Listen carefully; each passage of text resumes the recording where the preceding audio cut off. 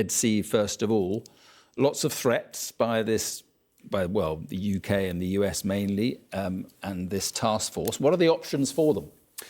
Good evening, Mark. Yeah, it's worth pointing out that Prosperity Guardian was that military effort to provide a protective umbrella over merchant ships, but that hasn't actually stopped the attacks coming in. Grant Shapps, as you say, said enough is enough, but he didn't hint on what the military options might be, just said, watch this space. Now, bluntly, there are two main options, one of which is to strike the Houthis. It'd be pretty simple satellite technology to find where the missile launchers are, where the boats are, and use their intelligence. The downside is, of course, that there has been a civil war in the Yemen. That has settled a bit recently.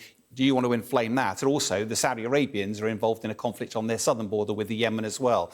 The other option is you hit Iran, because bluntly, the Houthis can get drones from anywhere in the region, but they can't get ballistic missiles. They're just not available on the open market. They've come from Iran. Iran, of course, funds Hezbollah, funds Hamas, and funds the Houthis, and it wants to put pressure, escalate in the region, puts pressure on the America to bring the conflict between Israel. So a series of calibrated strikes against Iran could be an option on the table, but as you and I both know, that would carry grave risks of an escalation. Yeah. But there does appear to be a limit to how many other diplomatic options you've got available if you want to keep trade flowing around the arterial routes around the world. Right, and Iran saying they've seized this oil tanker. What's going on? I mean, on the face of it, pretty provocative.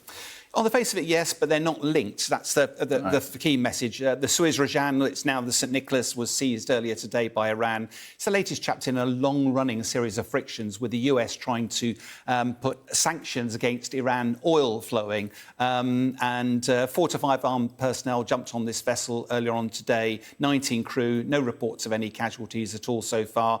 That vessel has been a centre for a major bit of tension between Tehran and Washington. A one-year dispute, US seized 1 million barrels of oil off it. At the time, Iran said, we'll have retribution, and that looks like what's happened today. But it's not linked to the Red Sea. This is directly about tensions, because the US has been regularly trying to stop the Iranians exporting oil against which the sanctions. This is a bit of a tet-for-tet in the region.